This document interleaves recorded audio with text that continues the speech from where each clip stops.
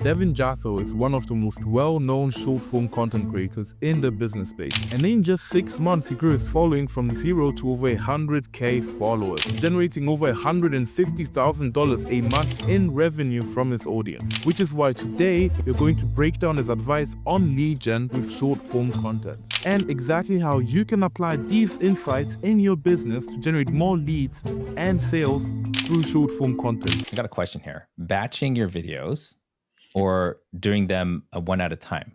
When I looked at your feed, I noticed that, okay, there's 6 in a row that look like they're shot right in a row. So I'm guessing that you do batch to some degree. Tell me about your schedule for how you shoot.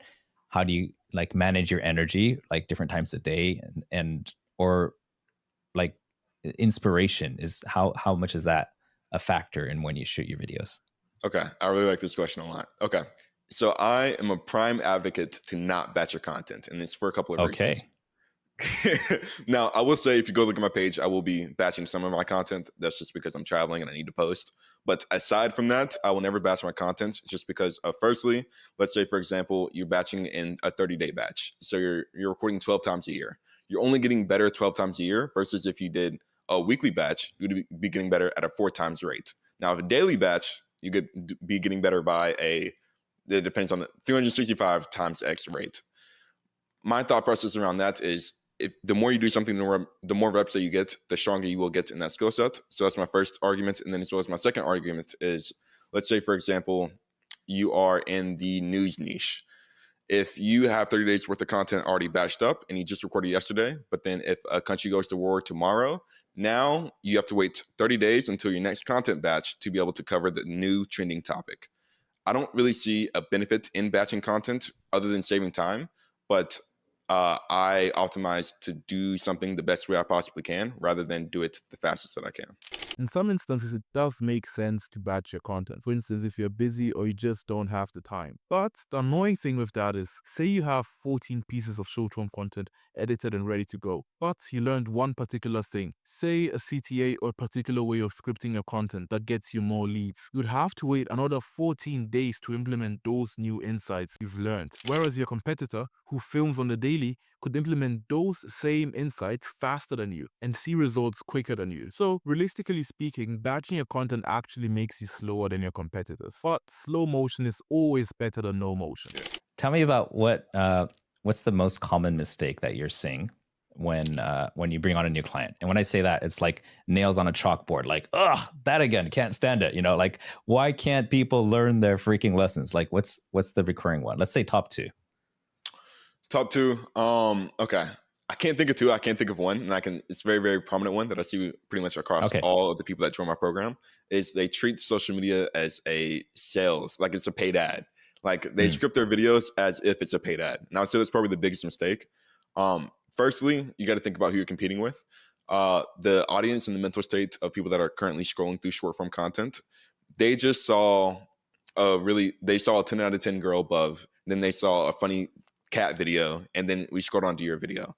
They most likely don't want education. They for sure do not want education and then to be sold for more education. So it's keeping that in mind of the mental state of the audience and being able to frame your information not as medicine, but as candy for them to eat rather than to fix their problems. Got it. When you see them making that mistake and then you know what to do, right? Like, how do you help them shift? Like, is this just you telling them straight up, stop doing that crap and do this instead? Or do you have to take them through some kind of like a metaphor or some kind of a process so they can see the results? So I will never say stop doing something and never give them like the methodology on why I believe so. So the main thing that I do is I like to make it seem like it's their idea. So I'll ask them, hey, who do you want to resemble within your content? And it's always the same answer as everybody else. Alex Hormozi. So then I'll ask them, okay, when was the last time you ever heard Alex Hormozi sell something within his content? Never? Amazing. And then they just pretty much sell themselves into it. Now, of course, not everybody, none of us are in the position of Alex Hormozi. We didn't sell a company for 30 million. But what I found is that people will find you if they want to buy from you pretty easily. So I look at it as put out good information, then you'll get good feedback. I love that.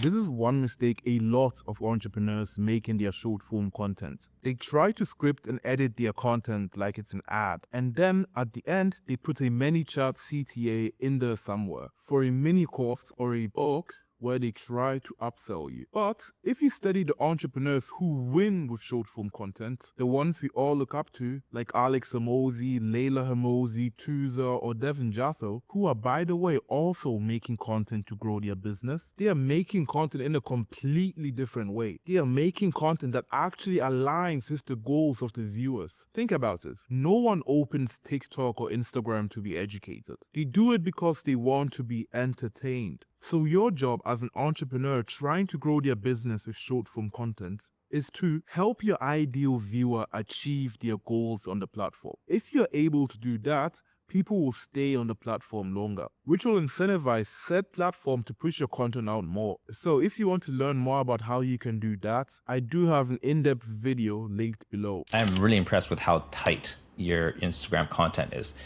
But are you thinking of doing longer form stuff or other formats as well for yourself? 100%. Like, that is my main goal. We currently have 6 videos that are currently like recorded and edited, ready to post. It's just more so I didn't have any incentivization to post right now because I'm not currently selling anything. But then starting tomorrow, we'll start looking more towards actually posting the YouTube content. But I do encourage everyone to create YouTube content.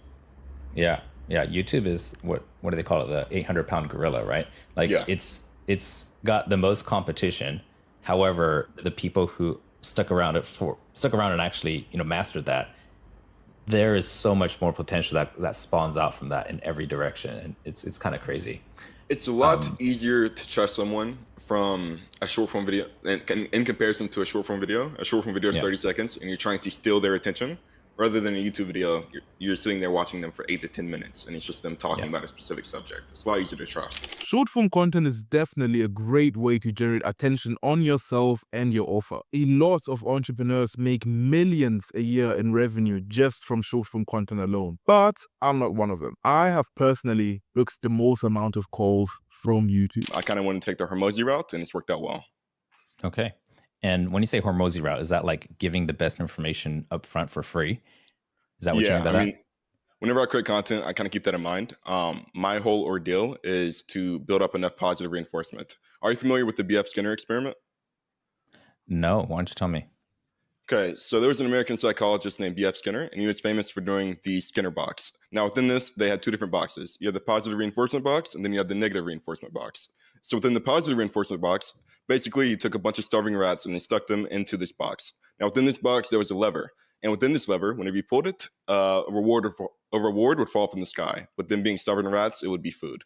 So basically, they built up a relationship with this lever as the positive lever, because obviously they get food whenever they pull it. I wanted to resemble my content across. If you see my page pop up on your For You page, you at least know that you're going to get something positive from it. There's going to be some sort of value. Then on the flip side, you have the negative reinforcement, which is what made B.F. Skinner controversial, is he would take the rats and put them into a box that would shock them until they pulled the lever. Then from that, they built up the negative reinforcement of being in the box, and the only thing that was positive about the box was pulling the lever. I do not want my content to be stained with this sense of me trying to sell you something, just more so I talk about what I have to give, which is education, and then you can pay me if you want the implementation. A lot of entrepreneurs like Devin Jatho talk about giving value to build positive reinforcement. But something you don't do is show you exactly how you can do that. Because if you're watching this video, you've probably figured out that the best tips, tricks, hacks, stuff like that doesn't really go a long way when you want to provide value to your audience. So how I learned to provide value in my videos is by telling your audience why they should do the thing, the consequences of not doing the thing, and exactly how to do the thing. By doing the first 2 steps, you sort of amplify their pain and pique their interest as to why this piece of information is so important.